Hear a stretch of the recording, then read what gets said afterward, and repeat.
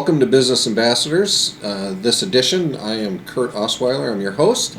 And today joining me on the show is Jodi Becker with Eastern Engineering. Hello. Welcome to the show. Thank you. All right. So let's just start talking a little bit about your business. You are a very good client of mine at Express Employment Professionals, and we want to learn more about your business, and hopefully you can gain some business from this. So. Certainly. Well, Eastern Engineering used to be known as Eastern Engineering Supply and Reaper Graphics. Started out as an engineering supply company back in 1972 by the current boss's father and mother. And as time goes on, we have changed from being a printing company, which most of the printing is done for construction purposes, for the architects, engineers, construction management market, to an information management company because people don't print as much as they used to and everything is digital. Right. And so we distribute bidding documents primarily for architects, engineers, construction management, and general contractors as well. And we do that by printing, and we also do that online. So we have many websites online that we take care of to take care of the distribution. Customers use our plan room, which is distribution.easternengineering.com, and some of our customers also have their own customized plan room, so that just everybody does business a little bit differently, even though you're doing the same process, and so some of them want to have their own customized plan rooms. Okay. So to break it down into layman's terms for me, because I'm not too bright,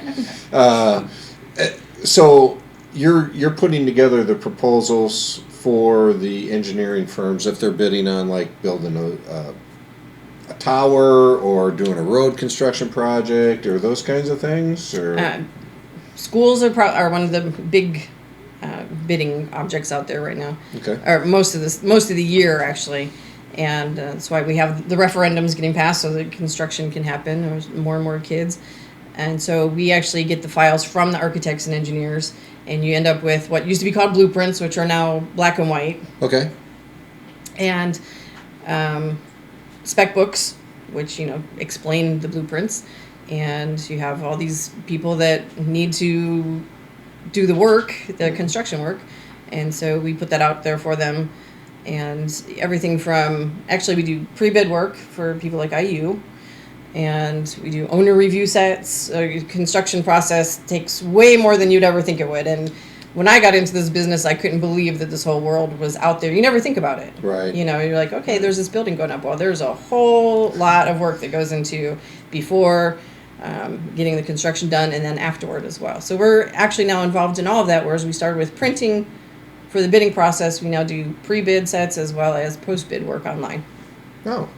So when you do these kinds of things, I mean, I imagine it's they're pretty lengthy. Like what's the biggest one that you've done? Like how many pages or? Oh, well, these days the sets tend to be broken down more. Okay. The process is broken down more. Now, I've been with the company for almost 13 years, and when I first started, I remember actually one of the first projects I was standing behind a large format printing machine printing was Riverside Elementary School over on Ella Road. Oh, yeah. And that was 4 gigantic rolls of drawings, 30 by 42 inch drawings, and probably, I don't remember the spec book side of things because I wasn't, printing that side, but probably at least 4 spec books. And we probably distributed, I'm going to say at that point, we were distributing about 150 sets per job like that. Wow. Yes. Because a set has to go to everyone, right? Pretty much. Okay. Anybody bidding on the project needs to review those documents. Wow. Yes. So it's nice now that some people can do things online, so we distribute most. We've probably gone from, when I started, 75+% printing and a little bit of digital distribution to reversed it. So now we probably do 75% digital distribution and 25% printing. Okay, so there's a lot of the bids and stuff are digital. Yes, they are. Okay. Yes. Yeah, but you still need, the set of documents, so when you're out on the site, and you need to pull out the paperwork and look at it, you still need that stuff. So always people in those construction trailers out there with the on-site set of plans. Right. And that's even evolved, which is fun for me, seeing these things from day one to day now.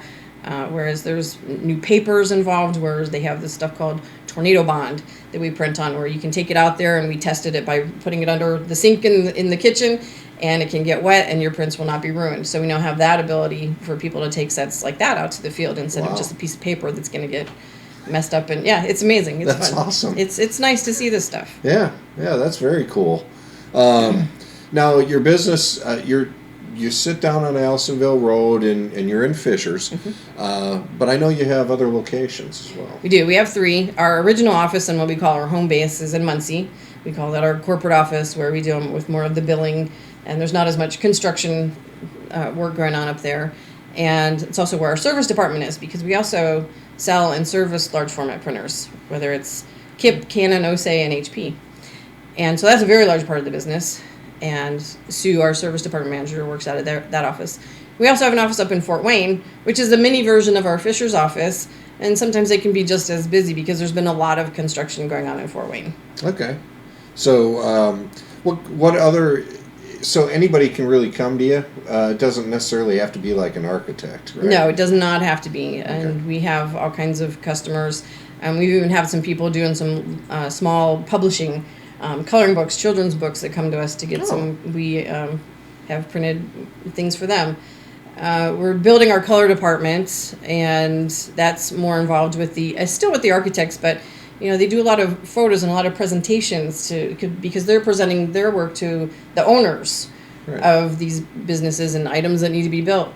And they take a lot of pride in their work, which is some serious photographs and renderings and similar items like that they print on foam core 30 by 42 inch drawings. And, they have to do a whole presentation in a room full of the owners and say, hey, here's why you want to use our architectural services. And so we've been building up our color department in that respect.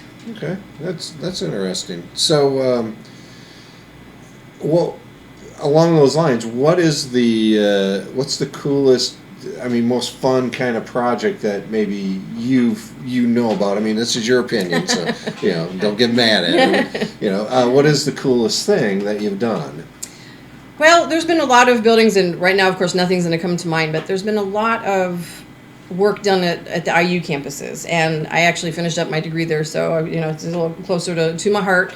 And seeing some of these buildings go from ground level up, and also including Eskenazi, Wishart Hospital. We were involved in that printing as well. So that was a long process for which people here saw only this much of it, and we saw it from beginning years to actually being built.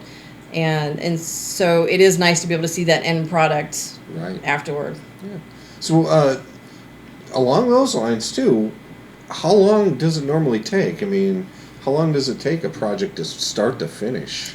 It depends on the size of the project, obviously. We have some that are very small, where it can be as simple as an HVAC system being replaced on a school, or a roofing job being happening for a school system. So that could be really quick. And we have some jobs that turn around in probably a month or two on our end, and probably on the owner's end another month or two, because they have to get done fast, especially when you have tornadoes come through. Right. So we've had a lot of that done. At IU Assembly Hall, they had some issues down there with railings and whatnot, and that had to be repaired rather quickly. And then on the other side of it, like I said, we have things like Eskenazi that years. And then you also have the post-bid side of it that most people won't see, but we'll see it, and we end up helping close that job out for our customers and presenting all those warranties and manuals and whatnot that used to sit on the shelf in printed format, now come out on a USB drive for everybody to take care of. So we can actually see a job probably for up to 10 years at this point, depending on the scope of it. Oh, yeah. Mm-hmm. Well, that's very cool. Yes. So you guys kind of handle everything. We do.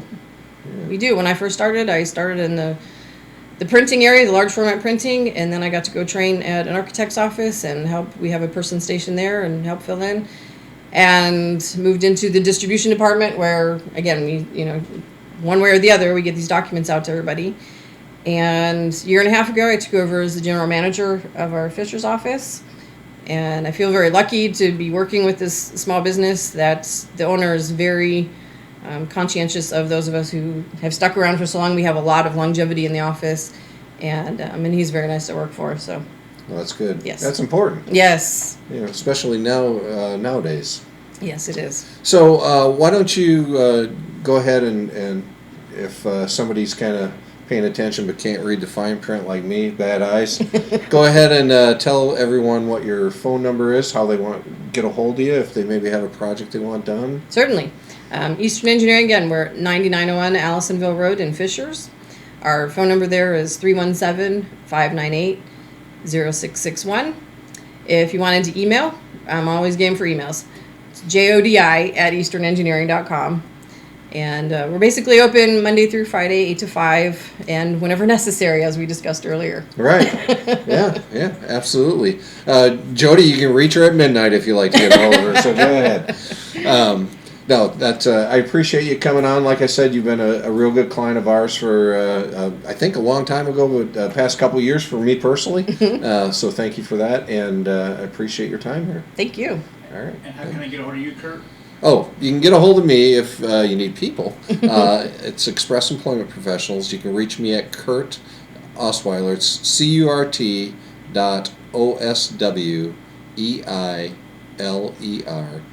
at expresspros.com. Or you can reach me on my phone, 596-9370. All right. Done. Thanks, and we'll see you next time.